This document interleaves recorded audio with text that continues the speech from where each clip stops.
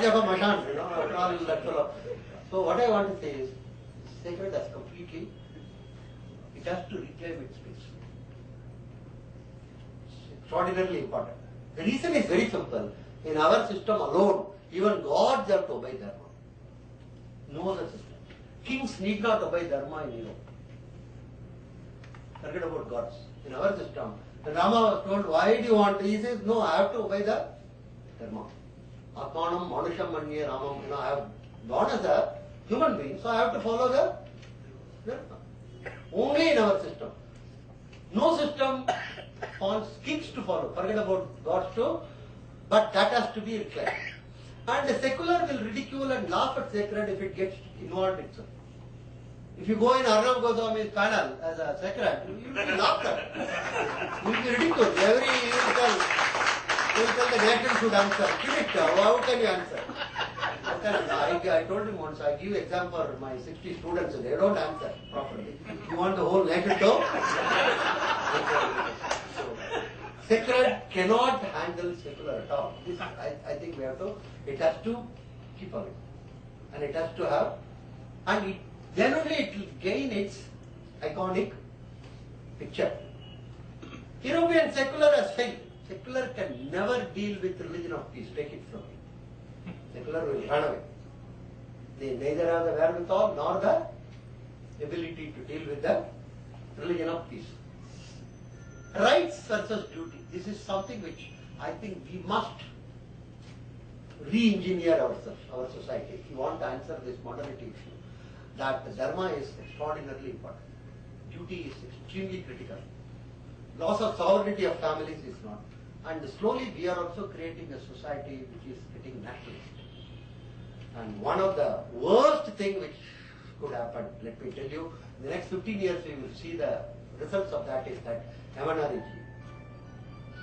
The entire work ethics is being destroyed. Formerly we used to joke Kerala is full employment because nobody you can't find anybody to do any work with that. So it is full employment. Now this also is become 25 kg free rice, another 25 kg at 1 rupee. Huge chunk of youngsters are in task market in Tamil Nadu. I'm telling you, it's over a period of 15 years, they are going to completely destroy this society. ITI people are not going. Same thing what we are talking about Europe. Skills are not getting formed. So you get people from Bihar, Orissa and Assam. Today in Bangalore, if I want to find a good carpenter, I can't find local fellows. I have to look for fellow from Bihar. It's a huge amount of crisis here. We are comprehensively destroying our social fabric by making it completely dependent on state. So everybody says to mother, father, what are you doing? Nothing. Chief Minister is giving me the bag.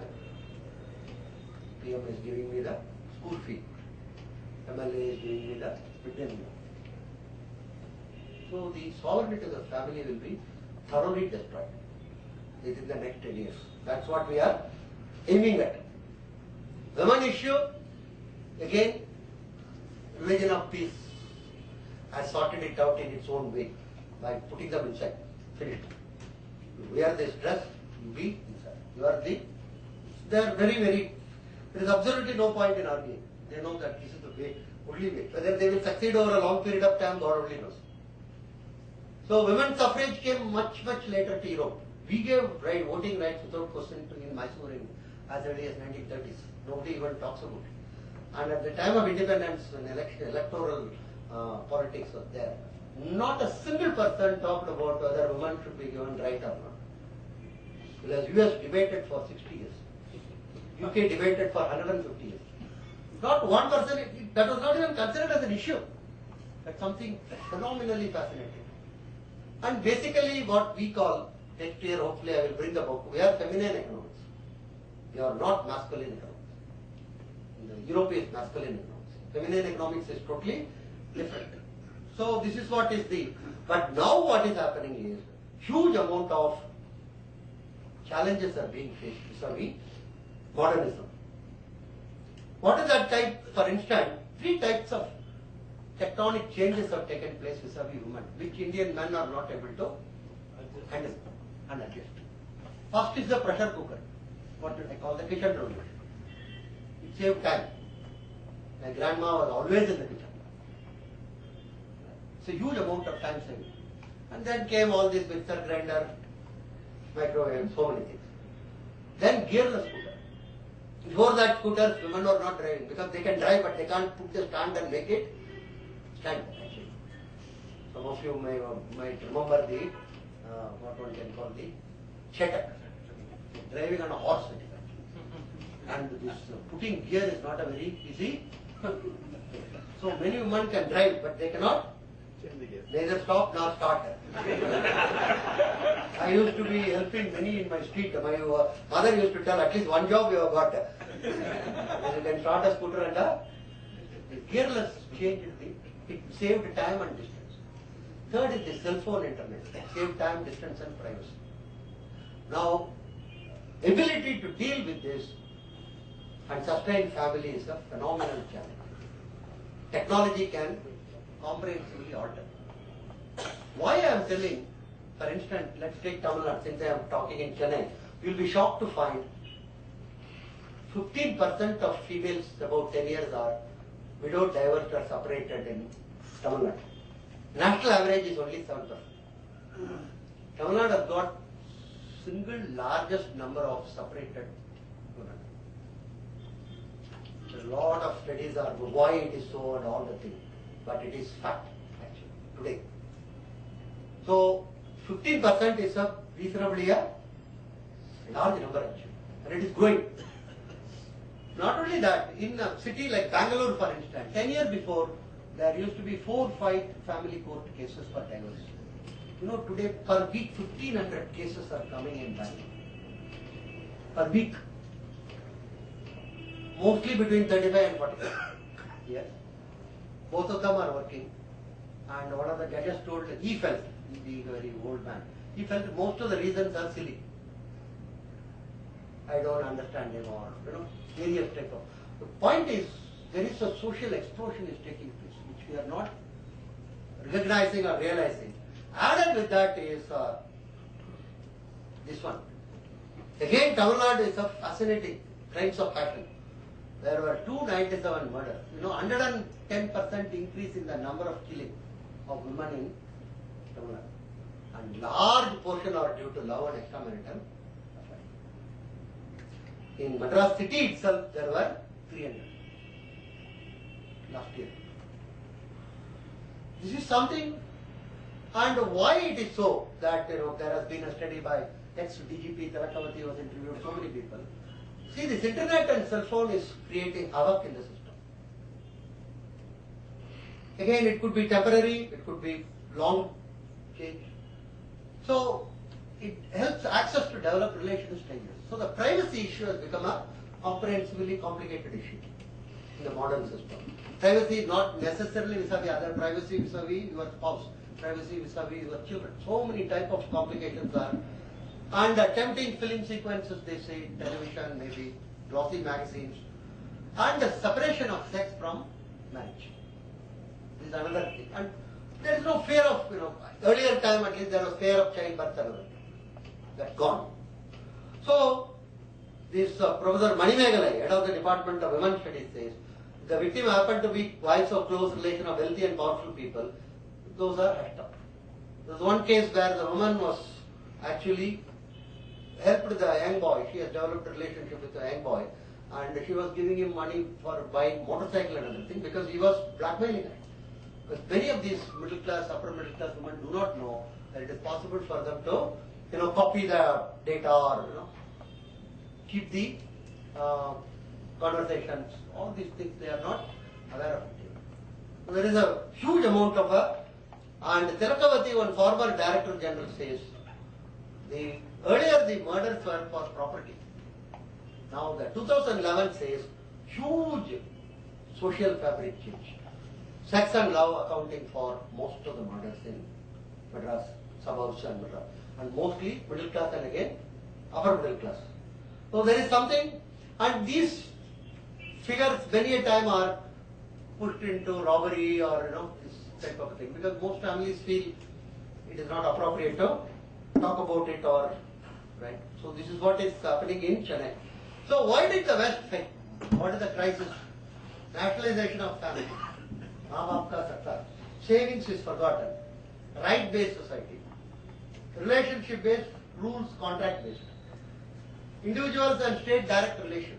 No more buffers. Family is not a buffer. Community is not a buffer. Everything is contract-based. Actually, you may be knowing prenuptial contract is one of the most fastest growing industry in US. Before marriage contract to decide how to split the assets if their marriage breaks. And lot of hedge funds, since I am in the finance industry, lot of these banks, you will be surprised to know, the contracts for the job include also the compensation to be paid in case of split. That is, I am having a wife, so I go to the hedge fund.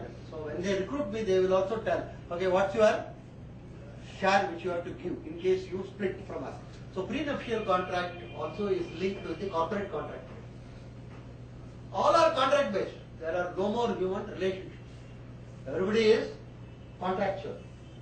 So models are, see, one shouldn't use the word strongly, but only lawyers and accountants, if in a society they flourish, the system is decaying. The society, only lawyers and accountants are flourishing. Because the aim of lawyers is to not solve your case, let's be very clear about it. Not even judges these days, right? Of course, doctors I didn't add because earlier I gave a talk for doctors, so I didn't want to be audience. Otherwise, doctors are also included in it. Excessively when they flourish, there is really a problem with our society. Our strength is, it's not a global crisis. Let's take 80 quarters, I don't think they will recover. It's West is in decline. Let's be very clear about it. If you don't want to recognize that, fine, but it is going to. And if you keep away from them, it is better. One shouldn't use the word politically incorrect word. The West is something like Vishkanya today. If you hug them, it is ended. It's not an appropriate thing, but that's one way of explaining us. Ours is domestic demand driven growth, household saving, and let's not worry about it. Funds have to come to India because global funds are in search of markets. Markets are not in search of funds. Sooner or later they have to come to our place only. Where do we start? We have to start at schools and homes. There is no other alternative or way. We have to convert or comprehensively re-engineer our temples. Our temples were originally centers of music, arts, lecture and sports. We have to take it away from sabhas and take it to the temples. It's not a business proposition. The art, music, everything used to flourish around the temple actually. There used to be lectures, there used to be dance, there used to be music. Now temples have become commercial structures. Completely. And all these art, music, dance, culture have all been taken out as commercial activity. So that's not going to. Then we have to stress on contentment because we have to reclaim our original value. That if you renounce, then you are recognized. That is the strength of Gandhi. Let's not try to minimize it. Because he was considered as a man who renounced. In the Western notion, if you have acquired, then you are man of appreciation. Here, one who renounces actually gets the appreciation. Unfortunately, the fellows who have to renounce are acquiring more now. So that is, second is humility. These are the two values we have to inculcate at school levels. Contentment and humility. The old thing, in famous thing about Tamil, about telling those who are envious of those who are more educated and feeling contentment about those who are less rich. So that is a reclaim the value through schools. And I was told very recently an experiment or initiative has been taken in Chennai where something like 120 schools are coming together in order to get back to our roots. That's where we have to, there is absolutely no other way. If somebody has not been taught something properly between 3 and 16 or 14, he is not going to get it anymore. People say, sir, are you inculcating value system to your student? 24 years, sir. He comes there. What value system? He will tell me the value system. It's not, you tell what is this, sir? Why are you trying to fool around, right? So it has to be done. That is the only thing where we have to start. If you want to sustain and it has to be done by society. I am not for a minute feels anything can be done by government. Whatever said and done, Ronald Reagan was put in one. In the 7 words, if somebody comes and tells you, I am the government, I am here to help you, don't trust that. Because long term, it will injure you. The only way you will cut the red tape is cut the length of it, not the anything else. So that is what our responses will decide, not our future of the world. That's most important. We carry the burden of having it for the world at large. We have to question, is Western models only available? The children out of wedlock, new normal, are we going to take it? If so, accordingly we have to do that. Living together is the in thing. Are we going to? Because family as a entity or unit can go. But what is the alternative? That has not been evolved still. It will be chaos then. That's all. One is not telling that family is the only way in which systems has to run. No. But there has to be some sustainable alternative in terms of small groups. Rights, individuals. So we have to carry this on a larger perspective because so many countries, like believe me, China for instance, want answers from us. That's the simple reason. 1936, the Chinese ambassador to US gave a lecture about war and various other things. He mentioned a very fascinating thing. He told, India has conquered China without firing a single bullet. People were stunned because Americans can't understand conquering anything without bullets. What is this fellow got? Because he told, look, India has given us art, literature, music, dance, medicine. When Chiang Kai-shek left China to Taiwan, carrying 14 shiploads of material of this. You go to Taiwan, Formosa, or the capital, there's a huge museum where original Sanskrit texts are even today kept. And incidentally, China is one country where there is a statue of Kalidasa. You don't have it. We have statue of all other fellows. In each street corner I find one statue. Some driver I ask whose statue, I also don't know. China is one country where they have kept the statue of Kalidasa. It's a very Kalidas actually. They recognize him as one of the reason I am telling is China also wants answers from India. Don't try to be misled that they are, because they have understood that communism is fine. And there is a huge underground church which is spreading in China. They are not happy about it. But they require alternatives. So you go to entire Asian territories, people want something from India. So that is the critical question. Our responses will decide how the future world order is going to be shaped. And I think the legacy of the past 1500 years or 2000 years on our shoulders is critical, and it is enjoined that we should facilitate appropriate world order. Thank you very much.